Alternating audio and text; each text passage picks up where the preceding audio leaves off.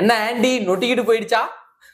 30,000 பேரை நான் வந்து தாவேகாவில இணைக்கிறேன் பாரு அப்படின்னு சொல்லிட்டு மதுராந்தகம் தொகுதி அதிமுகவினுடைய முன்னாள் எம்எல்ஏவாக இருந்து அந்த கட்சிக்கும் அந்த தொகுதி மக்களுக்கும் துரோகம் பண்ணி தன்னுடைய பதவியை ராஜினாமா பண்ணி ஓட்டு போட்ட மையினுடைய ஈரம் காயறதுக்குள்ள தாவேகாவில போய் சேர்ந்துட்டாங்க அந்த அம்மினி.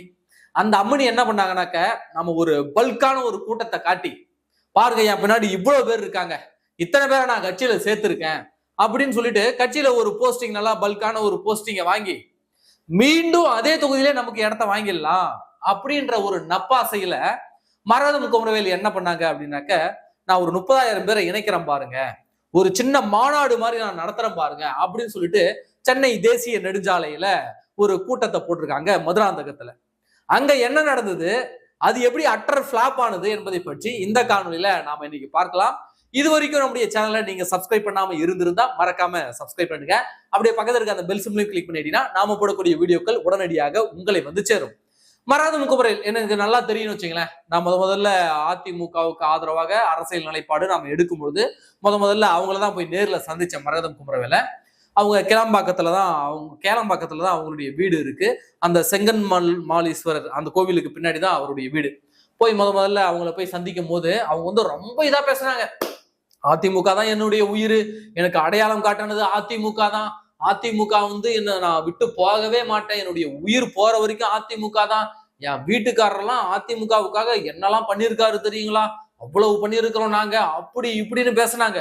சரி, இவங்க யாரா அப்படின்னு பார்த்தாக்க 2 முறை எம்பி வாய்ப்பு, 2 முறை எம்எல்ஏ வாய்ப்பு, காஞ்சிபுரம் எம்பியா இருந்திருக்கிறாங்க, மதுராந்தகம் தொகுதியில 2 முறை எம்எல்ஏவாக இருந்திருக்கிறாங்க.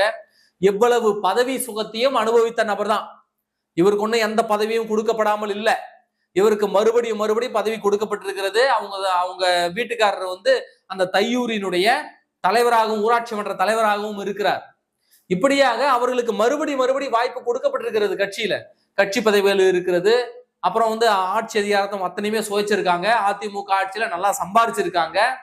அவங்க ஒன்னும் சோத்துக்கு வழி இல்லாமலையோ எந்த அதிகாரமும் அவருக்கு கொடுக்காமலையோ அவங்க ஒன்னும் கட்சியை விட்டு போகல.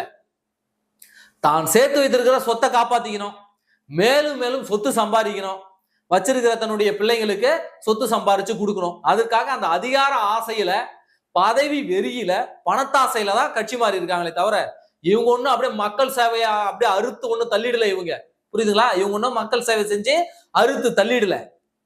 இவங்க அந்த மதுராந்தகம் தொகுதியில இவங்களை தேர்ந்தெடுத்திருக்காங்கன்னாக்க அந்த மதுராந்தகம் தொகுதி எனக்கு நல்லா தெரியும். அந்த தொகுதி அது ரெட்டலைக்கான தொகுதி, புரியுதுங்களா. அங்க இருக்கக்கூடிய அதிமுக தொண்டர்கள் ஒருபோதும் ரெட்டலை தவிர்த்து மாத்தி ஓட்டு போட மாட்டான். அந்த இடத்துல மரகதம் குமரவேல் 2 முறை நின்று வெற்றி பெற்று இருக்கிறார்கள், அவ்வளவுதான். புரியுதுங்களா. அங்க ஒன்னும் அப்படியே மரகதம் குமரவேலினுடைய அப்படியே தனிப்பட்ட செல்வாக்கின் மூலமாக அங்க எவனும் வாக்கு போடல. அதே மரகதம் குமரவேலுக்காக எடப்பாடி பழனிசாமி அவர்கள் அதே தொகுதியில கூட்டம் போட்டு பேசியிருக்கிறாரு. அவர் உங்களுக்காக பிரச்சாரம் பண்ணாமலாம் இல்ல. அதே விஜய் வேட்பாளர் அங்க தோற்கடிச்சிருக்கிறாங்க மதுராந்தகத்துல. அப்போ விசில் வேணாம், எங்களுக்கு விசில் தேவையில்ல, அந்த கருமம் பிடிச்ச விசில் அப்படின்னு சொல்லிட்டு தான் அந்த மக்கள் தங்களுடைய வாக்குகளை ரெட்டலைக்கு போட்டிருக்காங்க. இப்ப நீ மீண்டும் அதே தவறை செஞ்சு அந்த இடத்துல ரெட்டலை எனக்கு வேணாம்னு சொல்லிட்டு நீ விசில் கட்சியில போய் நிற்கும் போது, நாயா இந்த அம்மாவுக்கு போன மாசம் தான் நாங்க ரெட்டலையில போட்டோம், இந்த மாசம் விசில்ல ஓட்டு கேட்டுட்டு வந்து நிக்குது, நாயா பண்ணி வச்சிருக்காங்க அப்படின்னு அந்த மக்கள் கேட்பாங்களா, கேட்க மாட்டாங்களா? அப்ப அந்த ஓட்டு போட்ட மக்கள் என்ன முட்டாளா? ஓட்டு போட்ட மக்களுடைய அந்த மக்கள் தீர்ப்பை நீங்க மதிச்சீங்களா? சொல்லுங்க பாப்போம். இப்போ 108 இடத்த விஜய் ஜெயிச்சிட்டாங்க, மக்கள் அவங்களுக்கு தாங்க பெரும்பான்மை கொடுத்துருக்காங்க, மக்கள் தீர்ப்பை மதிங்க அப்படின்னு சொல்றீங்கல்ல எல்லாரும். இப்போ மதுராந்தகத்துல விசில் வேணாம், எங்களுக்கு ரெட்டலை தான் வேணும்னு மக்கள் தீர்ப்பு கொடுத்துருக்காங்க. அந்த மக்கள் தீர்ப்பை ஏன் விஜய் கட்சியினர் மதிக்கல? ஏன் அந்த மரகதம் குமரவேல் மதிக்கல? அதுவும் மக்கள் தீர்ப்பு தானே. அப்ப அந்த மக்கள் சும்மா விடுவாங்களா? ஓட்டு போட்டவங்க கேட்பாங்களா, மாட்டாங்களா? இப்ப சொல்றேன், மரகதம் குமரவேல் இடைத்தேர்தல்ல மீண்டும் அந்த இடத்துல நின்னானா நிச்சயமா நான் போய் பிரச்சாரம் பண்ணுவேன். அதிமுக என்ன அனுமதிக்குதோ இல்லையோ நான் போய் பிரச்சாரம் பண்ணுவேன். அந்த இடத்துல போயிட்டு என்னால முடிஞ்ச வரைக்கும் நான் கத்தி சாவறேங்க, அவ்வளவுதாங்க. அதிமுக இடைத்தேர்தல்ல அங்க பார்ட்டிசிபேட் பண்றாங்களோ இல்லையோ நான் மரகதம் குமரவேலுக்கு எதிரான பிரச்சாரத்தை நிச்சயமா பண்ணுவேன். நீங்க என்ன பார்க்க தான் போறீங்க. சரி, அந்த கூட்டம் நடத்தினாங்க, 30,000 பேர் வருவாங்க 30,000 பேர் வருவாங்கன்னு ஒரு வாரமா கதறிக்கிட்டு இருக்காங்க. ஆனா அங்க கூட்டத்தை பார்த்தா, அதுவும் நியூஸ் தமிழ் இருக்கா பாருங்க, அப்பா டேய் இவன் என்ன எவ்வளவுதான் வாங்கியிருப்பானே தெரியல. இவனே ட்ரோன் ஷாட் வச்சு காட்டுறான். ஃபுல்லா காலி சேரா இருக்குது, கூட்டமே இல்ல. அலை கட்டல என்ன திரண்ட மக்கள், தலையா கடல் அலையா அப்படின்னு டைட்டில் போட்டு போடுறான் அந்த வீடியோவை. மனசாட்சியில போடுறான் அந்த வீடியோ போடுறான் பாருங்களேன். காலி சேரு காத்து வாங்குது. தாவேகாவினுடைய கிட்டத்தட்ட 5 அமைச்சர்களுக்கு மேல் அங்க பங்கு பெற்று இருக்கிறாங்க அந்த கூட்டத்துல. ஒரு பயம் வரல. ஒரு பெண்மணி பேசுறாங்க, என் பொண்ணு டான்ஸ் ஆடுதுங்க, அந்த டான்ஸை பாக்குறதுக்காக நான் வந்திருக்கேங்க, நான் விஜய் சாருடைய ரசிகைங்க, உண்மையை சொல்லணும்னா அங்க அதிமுக தொண்டன், உண்மையான தொண்டன் ஒரு 10 பேர் கூட போகல. மரகதம் குமரவேல் கூட சுத்திக்கிட்டு இருந்த ஒரு 50 பேர் இருப்பாங்க, அவ்வளவுதான். மத்தபடி ஒரு 10 பேரு கூட உண்மையான அதிமுக தொண்டன் அந்த கூட்டத்துக்கு போகல. அங்க வந்தவங்க அத்தனை பேருமே விஜய் ரசிகர்கள், விஜய்க்கு ஓட்டு போட்டவங்க, அவ்வளவுதான். காத்து வாங்குது. அந்த புகைப்படங்கள்லாம் நான் போடுறேன் பாருங்க, காலி சேர்கள் கிடக்குது. அங்க போய் நின்றுட்டு அந்த அம்முனி கண்ணை கசக்கிக்கிட்டு எனக்கு துரோகம் பண்ண பார்த்தாங்க, திமுக கூட கூட்டணி வைக்க பார்த்தாங்க, அதனாலதான் நான் கோச்சுக்கிட்டு வெளியில வந்துட்டேன். ஏமா புருடா விடுறதுக்கு ஒரு அளவு இல்லையாமா? ஓலா இருந்தாலும் ஒரு நியாயம் வேண்டாமாமா? அது மட்டும் இல்லாம கல்பாக்கத்தம் புதுப்பட்டினத்துல இருக்கக்கூடிய, கல்பாக்கம் பக்கத்துல இருக்கக்கூடிய புதுப்பட்டினத்துல இருக்கக்கூடிய தனபால் அவர்களுக்கு வந்து சீட்டு கொடுத்துட்டாரு எடப்பாடி பழனிசாமி. மாநிலங்களவை எம்பி பதவி கொடுத்துட்டாரு. அவர் 50 கோடி ரூபாய் கொடுத்துதான் மாநிலங்களவை பதவி வாங்கினாரு அப்படின்னு நம்ம இந்த மரகதம் குமரவேலு முத்தான வார்த்தையை அப்படியே உதிர்த்து இருக்கிறாங்க. கொஞ்சமாவது புத்தி வேணா இப்படி சொல்றதுக்கு முன்னாடி? அதிமுகவுடைய உண்மை தொண்டன், உழைக்கக்கூடிய தொண்டன் யாருன்னு தேடி கண்டுபிடிச்சு எடப்பாடி பழனிசாமி அவருக்கு அங்கீகாரம் கொடுத்தாரு. அவர் மாநிலங்களவை உறுப்பினர் அந்த பதவி கொடுக்கிற வரைக்கும் தனபால் யாருன்னு சொல்லிட்டு பல பேருக்கு தெரியாது. அது மட்டும் இல்லாம மாநிலங்களவை பதவியை ஒருத்தவன் 50 கோடி ரூபாய் கொடுத்து வாங்குறான்னா அவனை விட அடி முட்டாள் யாரும் இல்ல. மரகதம் குமரவேல் 50 கோடி ரூபாய் தர எனக்கு தாங்கன்னு கேட்டிருக்கலாம், என் புருஷனுக்கு தாங்கன்னு கேட்டிருக்கலாம். ஆனா தனபால் அவர்கள் கேட்பதற்கான வாய்ப்பே இல்லை. ஏன்னா நாங்க அவரு கூட எல்லாம் பேசியிருக்கோம். அவங்களுக்கே சர்ப்ரைஸ்.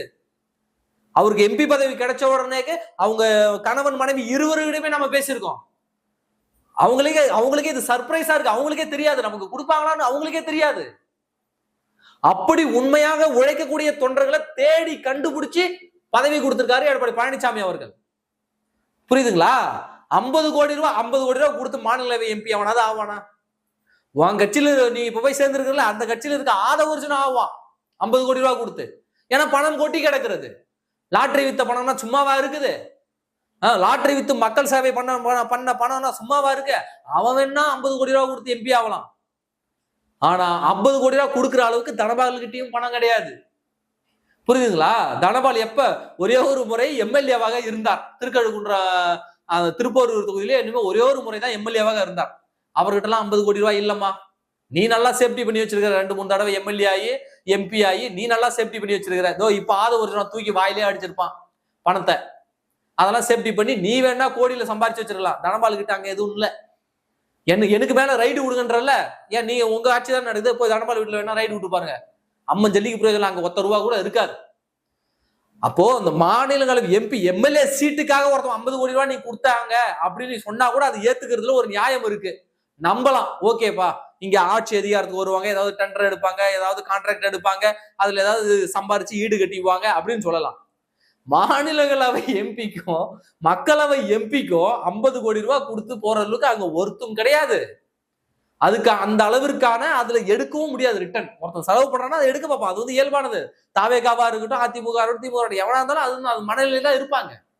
அப்ப 50 கோடி ரூபாய் கொடுத்து அவருக்கு எம்பி சீட்டு கொடுத்தாங்க அப்படின்னு போற போக்குல நீங்க பேசின பொய், நீங்க வடிச்ச அந்த நீலி கண்ணீர், இதெல்லாம் மக்கள் ஒருபோதும் நம்ப மாட்டாங்க. புரியுதுங்களா? ஒருபோதும் மக்கள் நம்ப மாட்டாங்க. நீங்க யாரு, நீங்க எப்படி டிசைனா வேஷம் போட்டீங்கன்னு எல்லாரும் அங்க பாத்துக்கிட்டு தான் இருக்காங்க. புரியுதுங்களா? அதனால மரகதம் குமரவேல் நேத்து சொன்ன அந்த பொய், சொன்ன கட்டுக்கதைகள் அத்தனையுமே உடைஞ்சு போச்சு.